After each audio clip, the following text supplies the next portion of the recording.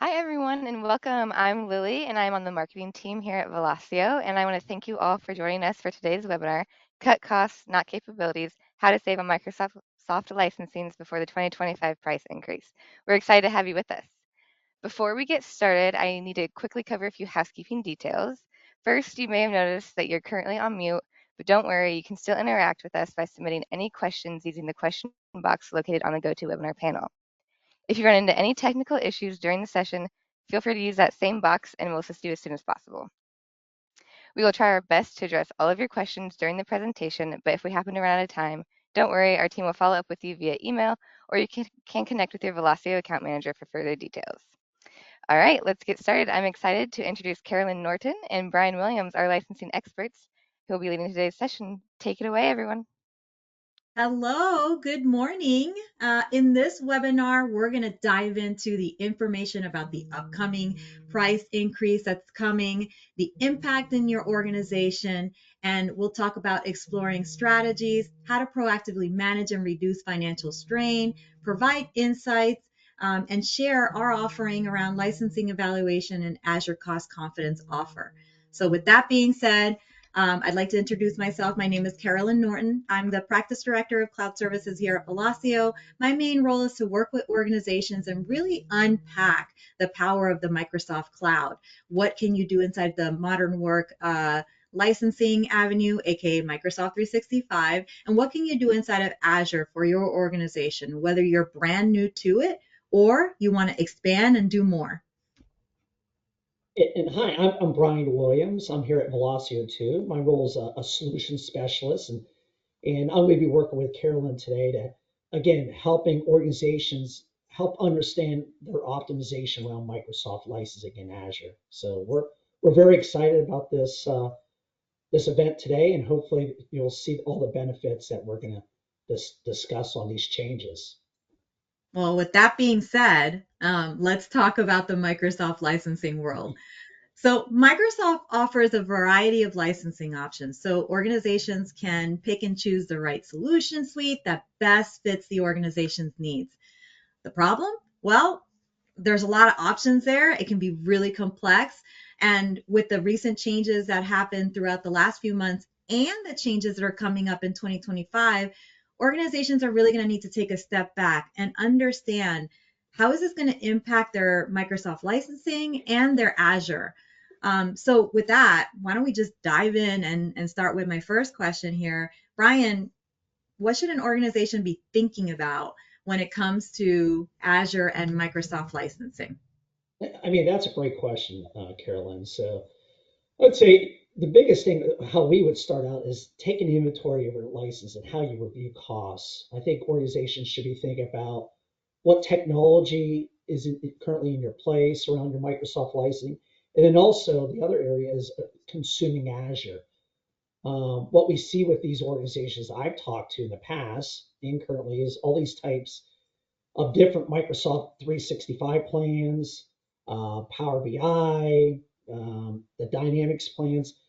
It's very complex. And how do you understand those and why and what they need to have? So again, a couple things I would say is who's using these plans? Why do they have what they have assigned to? For example, like there might be some department needs specific to individuals, project based. So all these Office 365 plans can be very complex, and there's a lot of confusions. And then, do they need more or less features? And essentially, we're inventorying the license to understand if they're optimized correctly on these type of plans.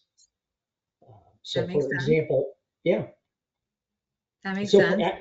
You want to know what you're working with first before you start doing anything. Is that what you're trying to say?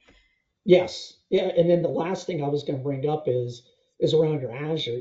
Historically, organizations are not fully aware how they're consuming Azure. The first key I would do is develop a cost management discipline, build a culture that provides a budget awareness, expense tracking, a cost optimization. This involves setting up a financial tracking system and regularly reviewing your expenses. Two is utilizing your Azure cost management. and then the tools to monitor and analyze your Azure bill so you know how your Azure is being consumed. I like it, and I Yeah. smile because it reminds me kind of like just knowing your, for example, like your credit card statement, right? What are you spending and why are you spending so much? Is it a lot of ordering online? What's the trend? Do you really need it? Do you need more? Do you need less? And really getting a picture of what that all looks like so that you can understand, all right, well, that's going to need to be there. I have to have that. That's part of the day to day. But this other stuff right here, maybe we need to really investigate if, what's happening here needs to be adjusted, tweak, or otherwise. So with that, okay, so if I'm inventorying my information, I'm getting to know my Azure spend and what we're doing there. Once you know what's going on in terms of your spend, what's next? Now I know, okay, Yeah. I'm doing this or I'm doing that. What would I do after that? Yeah. And that's another great question. So understanding your technologies that have in place and plans. Microsoft keeps adding additional technology stacks. I think organizations, tend to struggle with all these updates and changes. So ensuring you're up to speed on what is new and included, also what's not included, and what is an add-on will help you understand what mix you need. For example, AI is very important right now. Many organizations are also struggling how AI makes sense for their company. Microsoft has invested a lot into AI, and they have many Copilot offerings. So we're seeing many organizations assume it's a new feature included in their existing plans, like for Office 365, and they're calling me up and say, "Hey, Brian, is Copilot included in Microsoft E3?" And that's where we're helping them understand you know, all these co-pilot stacks within AI is not included. So such as Microsoft 365 Copilot for your productivity suites for Outlook, Word, Excel, Teams. You have Copilot for sales and services within the CRM stack within Microsoft. Then you have Copilot Studio for customizing AI. And then for Azure, it's Azure AI, and Microsoft has this security copilot. The last thing I'll say that here, Carolyn, is Microsoft is offering a promotion now for a copilot for Microsoft 365. Again, that's around your productivity suites for Outlook, Word, Excel, PowerPoint, Teams. If you purchase 10 or more, they're providing a 15% discount. So this might be a great way to, when you're evaluating your AI strategies, think about all these stacks, but also what's included and what's not could be very complex. So again, optimizing this in a great manner. It's a valid point. And a lot of organizations are talking about AI. There isn't a day that doesn't go by that, a publication is talking about AI. Microsoft has obviously invested a lot into AI with the different solutions. It kind of reminds me of Microsoft Teams when it got introduced and how that was the hot solution at the time that Microsoft rolled out. And then with COVID, it just went exponential, right? Everyone started to try to adopt it so that they can have this solution that's meant to be collaborative from anywhere. Is there anything from a Microsoft Teams perspective that, and as you start to take stock and inventorying your product, that an organization needs to think about? And that's a great point. You think about back in COVID, everyone had to work at home. So they were trying to find these collaboration tools so they can actually work, bring their technology at home to actually be more efficient. So in early 2024, Microsoft adjusted, these plans for some of the plans by removing Teams from some of the plans. For example, Microsoft 365 E3, Microsoft E5 could affect your organization. So again, they're separating these plans if you don't own these today. So if you're interested in using Teams as a collaboration tool, it's going to be done now as like an add-on, unless again, if you already bought that together with that plan, it's not going to affect you. So those are things I would identify when you're looking at Microsoft for a collaboration tool. Microsoft has certain plans on the enterprise stack that you have to buy separate, which will be a little more increase in cost. But then they do have Microsoft business plans that you could include options with Teams for collaboration.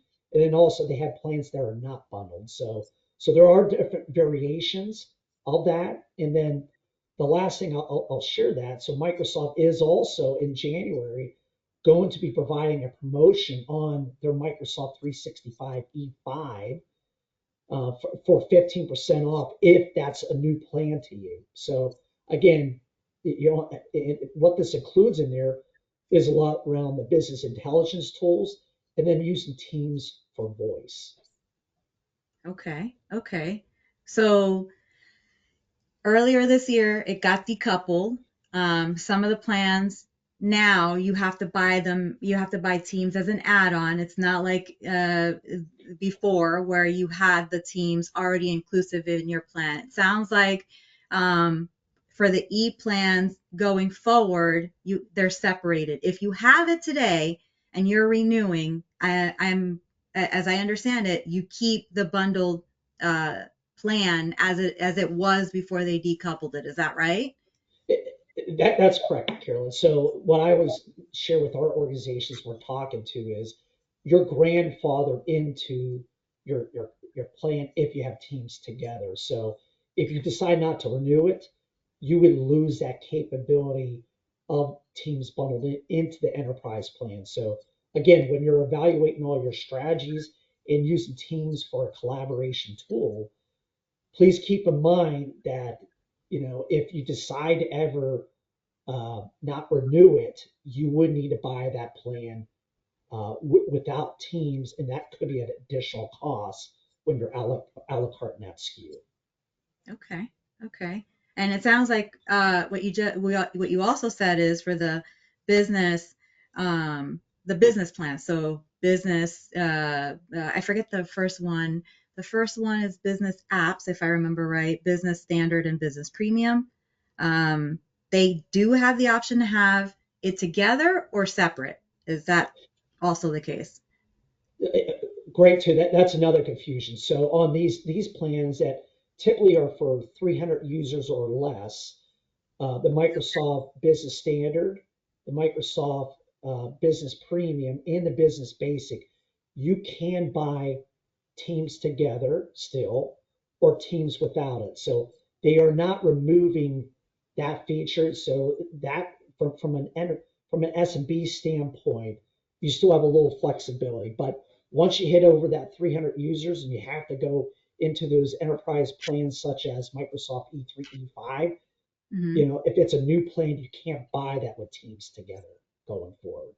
Okay.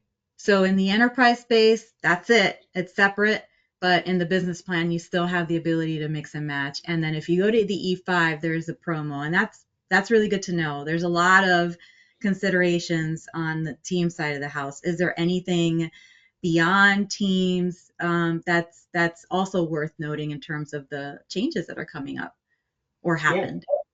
yeah. So, on the business intelligence tools around Power BI Pro and Power BI Premium, Microsoft is going to have a price increase. And they've had a price increase for about 10 years on these certain technologies, but the price increase is going to start in April of next year in 2025. Power BI Pro is going to go from $10 to $14 per user per month if you're committed to an annual term billed monthly. And then Power BI Premium is going to increase from $20 to $24. So this is a great time when you're trying to evaluate these a la carte SKUs. Microsoft again is putting a promo on the Microsoft 365 E5, which the Power BI Pro is included in E5. So when you have these renewals come up, it might be an opportunity to look at, do we consolidate and buy these technologies in one plan, or do we still invest in buying it a la carte? The last thing I'll throw in there is Teams Phone Standard, which is their voice call management solution. That is also increasing costs from $8 to $10 starting in April 2025. Again, this is another feature that is also included in the Microsoft 365 E5 stack. So great way when you're sitting down to look at how you're optimizing your costs and looking at how you're buying these plans today. It might make sense to look at that plan together, which E5 will include those two features. Sounds like they're trying to add a lot of additional features in the E5 and packing more into it, plus a promo. So it kind of makes sense that your first ask was to inventory, the need and what you have and what you're using these plans for, so that these changes that are coming up, to your point, if you currently have them as an add-on, so you have your base plan, then you have an add-on, then you have another add-on, and that comprises everything that supports either a department or a user. What you're also saying is there might be an opportunity to consolidate into an E5 where it has more of those features already pre-baked into that particular plan, which Yeah, yeah, that's correct. makes sense. They're definitely trying to jam a lot into the E5. Are Yes, they they are. are they are they adding anything else into the E5 besides the Power BI and the Teams voice and the promo behind it? Is there anything else that they're trying to, make E5 this really amazing plan? I mean, it was already, but it sounds like they're adding so much more. I mean, there's nothing additional, but they keep revamping updates each month within the Microsoft 365 E5 stack. But security always continues to be a core focus, I think, with a lot of organizations. So Microsoft has invested a lot into their security, and the Microsoft E5 has a lot of those features built in. So when you're evaluating, maybe security solutions that are not with Microsoft. Microsoft has these security products called Defender for Endpoint that provides comprehensive endpoint security, that including prevention, protection, post breach detection, automated investigation. They're also doing Microsoft Defender for Identity, which again, this will help you protect your identities from multiple types of advanced targeted cyber attacks. They have a lot of the Defender for Office 365 plan too. This is a great way for you to offer advanced protection around your email, and then Purview for risk management. So again, when you're looking at all these components within E5, it might be a great way when these third-party tools that you might be using to look at, would Microsoft be a more cost-effective solution in place? That's a really good point. I know when I work with clients, you know, we're very Microsoft centric, but there's also an opportunity for us to sit down and see, hey, what's already in the plan that either we have or we want to get, and is there an opportunity to, consolidate into the Microsoft solution if it makes sense for an organization. So if you're using an XDR and you're having that separate, but you already have it in your plan and you're already paying for it, does it make sense to leverage that instead, so that you're using the solution inside your plan? The Defender for Security, that username and password is gold. It gives you access to oh so much, whether you're a C-level or not. The identity protection that's included in there has been a very common topic in the last few years, because that's the way we get access to everything these days. Your username and password is the keys to the kingdom, effectively. So it makes sense that the security of the E5, while it's not changing, it has a lot of it in there. And as organizations are trying to make sure that their posture is well, it sounds like they're also going to get some extra benefits from the additional features that they were added in the E5. With the changes in the features in the plan, I also understand that there are billing terms that are changing in April as well. It seems like April is the starting point of all these changes. Can you tell us a little bit more about what the billing terms are going to look like going forward? Yeah, April is going to be a very complex month, I think, for next year for a lot of organizations. But what we're seeing, again, out there, if you purchase your Office 365 plans, your Dynamics plans, and some of the Power Platform plans under a cloud solution provider agreement, which is called CSP, they have current billing cycles. So, for example, there's three of them. There's an annual term billed monthly, an annual term billed 12 months up front, in month-to-month terms. So in April, what's going to change on this is the billing options is the annual terms billed monthly. Microsoft is going to increase a 5%. Now, it does give you flexibility, but you're going to have that 5% increase if you want to continue after renewal after April next year. There will be a 5% increase on all the Microsoft plans. Now, there is a month-to-month term. Again, that still remains the same. That's the 20%. And again, that will increase your flexibility if you want to go up and down. And if you need, let's say, such as we were talking about previously, like seasonal employees, or they're looking at ways of not needing that technology within the full 12 months. The month-to-month, we'll still see that 12%. And then you have that annual term all billed up front. There is going to be no increase in cost. So this is an area if you're going to evaluate when the renewal comes up and you want to switch from an annual term billed monthly to an annual term billed all up front, you would not see that increase. Okay. So the term is for a year, but I want to be able to pay it month to month. There's a 5%. Then the second term is second billing option is I want to be able to change my quantities. So the term is month to month, meaning I can add or remove however many licenses I need, and I pay for it every month. And that doesn't really change. That's always been 20%. And then it sounds like nothing gets affected if you do an annual term and you're paying for your license quantity all up front. You're not seeing the 5, you're not seeing the 20. Mhm. So you mentioned it a little bit. Why have so much flexibility? Like, what is there? Is there a use case for mixing and matching?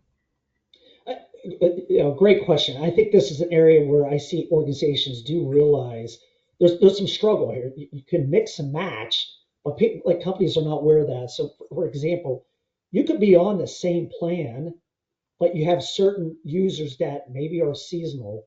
They only need it for a few months, or maybe it's, hey, I'm on a certain project that might need it for 1 or 2 months, or feature needs. So again, you don't need to have everyone on an annual term all billed up front or annual term billed monthly. You can do an annual term billed up front, and then you can do a month to month for the same plan. So again, when you're identifying all your needs to figure out what type of technology that end user needs, and if it's a long period of time, the annual does make the most sense. Okay. So depending on what I have going on in 2025, 2026, 2027, I need to think about again that first main point, right? What's that inventory? What's the need? And when it sounds like I also need to know for how long do I need it, and that'll help me understand the billing options.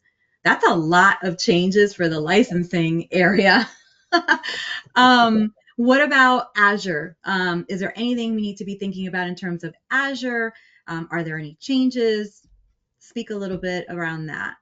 Yeah, real quick. Yes, I mean, Azure's always changes. It's not always straightforward as like in Office 365 plans. This is why I always recommend clients they build a strong methodology to review their Azure resources, make sure that they're trying to use the most optimization services or new features being introduced because Azure's so bad. There's typical plans that you could put in Azure that you could log in and do 1 year or 3 year reserved instances that can save you additional cost savings. So again, when you're looking at Azure, I would say the biggest thing to look at is like, how long do you need that resource? Is it a longer period of time? There's a lot of changes. Microsoft has different variations that you can consume that in a certain time period. And I know, Microsoft, I mean, Azure is just there's so many things that you can do inside of Azure. Oftentimes, there is an opportunity to just sit back and, again, very similar to what you said about the licensing, right? take stock of the inventory there. What resources do you have? Do you need it? What makes sense and what's the need for the organization so that you can make the right moves and the right recommendations. Again, the analogy that's popping up in my head as we're talking through this is, you got to know what your spend is, right? Like a credit card statement. You just have to know what your patterns are, why and what, and then you can sit back with you or the leaders in the organization and think about, like, do I need this? What's coming up soon that I need to factor in? What is going to start to tear down, right? That I'm not going to need in a month or two, maybe half a year down the road, and then I can really tune the spend on the technology so that it really aligns to a really optimized state. So I can see why you started with that one as your number one, because it gives you that starting point. I know there was a lot of changes that, Brian, thank you for walking us through, because it does seem like a lot that's going to be coming that already happened in 24 that's also coming in 2025. And we know these changes and these updates are confusing. Brian gets the lovely opportunity every day to work with organizations and make sure that he's keeping up to date with, what licensing changes are happening, what feature sets are available, et cetera, et cetera. And just being able to have someone to talk to and better understand, work with someone that can understand what you have and provide some suggestions and recommendations on what to do next. And we certainly, can't cover everything in a 30-minute webinar, but we invite you as an organization to reach out to us and sign up for our evaluation. We do licensing evaluation and Azure cost optimization so that we can, lend our expertise and, again, leveraging Brian's knowledge and experience and provide you some insight so that you can better plan for it, not just next year, but anything going forward into 2026, 2027. This is not a one-time exercise. As Brian mentioned, it sounds like you really need to have that cadence in place and that behavior in place, and we'll be happy to help understand and guide you. So with that being said, Lily, back to you. Awesome, guys. Thank you so much. That was great. And thank you again to everyone who joined us. Before we head out, I do want to remind you to keep an eye on your inbox for a follow-up email, which will include a link to the webinar recording, as well as the links to the offers and evaluations that Carolyn just mentioned. All right, with that, I hope everyone has a great day. Bye. Happy holidays. Thanks. Bye.